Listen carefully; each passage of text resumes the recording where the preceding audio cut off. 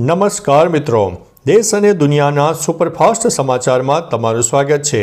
ચંદીગઢથી સૌથી મોટા અને અગત્યના સમાચાર સામે આવ્યા છે। 51 કર્મચારીઓને લક્ઝરી કાર બોનસમાં મળી ગઈ છે।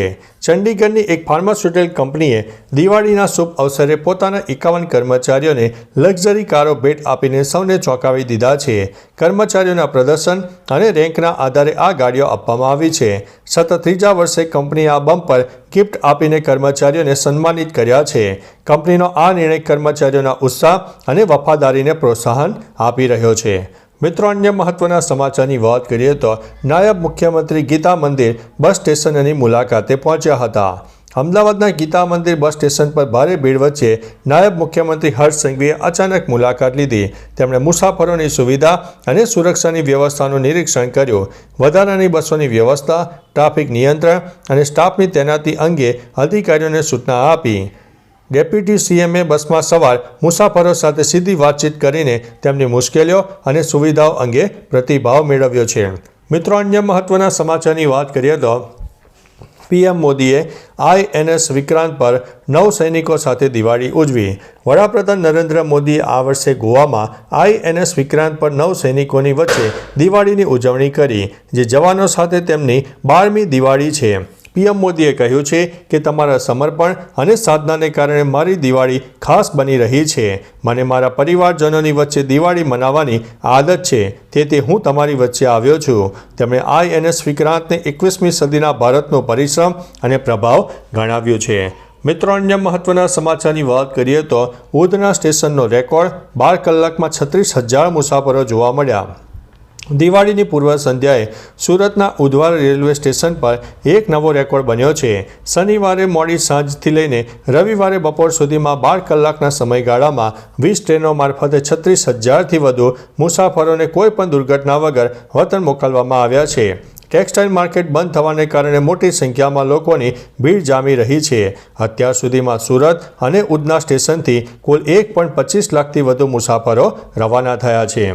મિત્રો, અન્ય મહત્વના સમાચારની વાત કરીએ તો અંબાજી મંદિર દિવાળી પર્વે રોશનીથી ઝળહળી ઉઠ્યું। શક્તિ અને આસ્થાના ધામ સમાન અંબાજી મંદિરને દિવાળીના પાવન પર્વ નિમિત્તે વિવિધ રંગબેરંગી રોશનીથી ભવ્ય રીતે શણગારવામાં આવ્યો। મંદિરના શિખરથી લઈને સમગ્ર પરિસરને સુશોભિત કરતી આ રોશની રાત્રિ દરમિયાન મંદિરની ભવ્યતામાં વધારો કરે છે। પ્રકાશના આ પર્વ નિમિત્તે મોટી સંખ્યામાં ભક્તો માતા અંબાના દર્શન અને આશીર્વાદ લેવા માટે અંબાજી ધામની મુલાકાતે લે છે અને તેવી અપેક્ષા પણ રાખે છે। મિત્રો, અન્ય મહત્વના સમાચારની વાત કરીએ તો ઓનલાઈન છેતરપિંડીથી બચ્યા માંડ આ ભારતીય ક્રિકેટર। ભારતીય ક્રિકેટર રવિચંદ્રન અશ્વિન તાજેતરમાં એક ઓનલાઈન છેતરપિંડીનો શિકાર થતાં માંડ બચ્યા છે। એક અજાણ્યા વ્યક્તિએ તેમને ઓસ્ટ્રેલિયાનો ક્રિકેટર એડમ જમ્પા કહીને અશ્વિન પાસેથી ભારતીય ખેલાડીઓના નંબર માંગ્યા। અશ્વિને તરત જ છેતરપિંડી ઓળખી અને રમૂજી રીતે જવાબ આપ્યો। તેણે પૂછ્યું, શું તમારી પાસે ધોનીનો નંબર છે?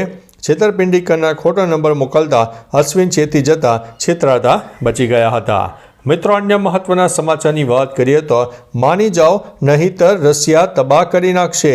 ડોનાલ્ડ ટ્રમ્પ અને યુક્રેનના રાષ્ટ્રપતિ ઝેલેન્સ્કી વચ્ચેની બેઠક તણાવપૂર્ણ રહી। ટ્રમ્પે ઝેલેન્સ્કીને સ્પષ્ટ ચેતવણી આપી છે કે જો તેઓ રશિયાની શરતો નહીં સ્વીકારે તો પુતિન યુક્રેનને તબાહ કરી દેશે।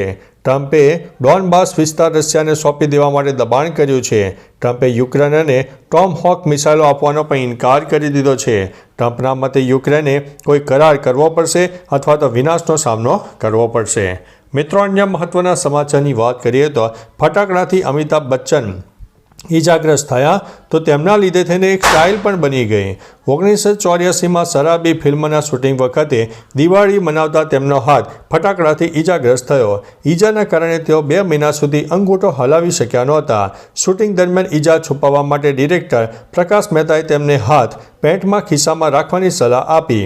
આ મજબૂરીમાં અપનાવેલી સ્ટાઇલ પાછળથી ફિલ્મમાં ખૂબ લોકપ્રિય બની અને તેમનું સિગ્નેચર સ્ટાઇલ સ્ટેટમેન્ટ પણ બની ગયું હતું। મિત્રો, અન્ય મહત્વના સમાચારની વાત કરીએ તો જો રેલવે વિરુદ્ધ અફવા ફેલાવી તો થશે FIR। દિવાળી અને છઠના તહેવારને કારણે ટ્રેનોમાં ભારે ભીડ ચાલી રહી છે, ત્યારે સોશિયલ મીડિયા પર જૂના વિડીયો વાયરલ થતાં રેલવેએ ચેતવણી આપી છે કે રેલવે મંત્રાલયે સ્પષ્ટ કર્યું છે કે ભ્રામક વિડીયો અપલોડ કરનારાઓ સામે કડક કાયદેસરની કાર્યવાહી કરવામાં આવશે.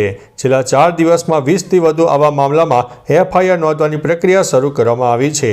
રેલવેએ લોકોને આવી અફવાઓ ન ફેલાવવાની અપીલ કરી છે. મિત્રો, અન્ય મહત્વના સમાચારની વાત કરીએ તો હજુ પણ અહીં વરસાદની આગાહી કરવામાં આવી છે. હવામાન વિભાગે દિવાળીના તહેવારો દરમિયાન દક્ષિણ ગુજરાતના કેટલાક જિલ્લામાં હળવા વરસાદની આગાહી કરી છે. ડાંગ, તાપી, નવસારી, વલસાડ, દમણ, દાદરાનગર હવેલીમાં વરસાદની શક્યતા છે. રાજ્યમાં હાલમાં દિવસ દરમિયાન ગરમી અને વહેલી સવારે ગુલાબી ઠંડી સાથે બેવડી ઋતુનો અહેસાસ થઈ રહ્યો છે. મહિનાના અંત સુધીમાં તાપમાનમાં વધુ ઘટાડો થવાની સંભાવના વ્યક્ત કરવામાં આવી છે. મિત્રો, અન્ય મહત્વના સમાચારની વાત કરીએ તો લવ જેહાદ પર ઉપમુખ્યમંત્રી હર્ષ સંઘવીનું મોટું નિવેદન સામે આવ્યું. ગુજરાતના નાયબ મુખ્યમંત્રી હર્ષ સંઘવીએ લવ જેહાદ મુદ્દે કડક નિવેદન આપ્યું છે. તેમણે સ્પષ્ટ કર્યું છે કે તેઓ કોઈ પ્રેમના વિરોધી નથી, પરંતુ જો કોઈ મોડસ ઓપરેન્ડી હેઠળ દીકરીઓનો દુરુપયોગ કરે છે તો તેને કડક સજા મળશે. હર્ષ સંઘવીએ કહ્યું છે કે દીકરીઓનું જીવન બરબાદ કરનારને છોડવામાં નહીં આવે અને ગુજરાતની સરહદની અંદર લવ જેહાદ જેવું કારસ્તાન ચલાવી દેવામાં નહીં આવે.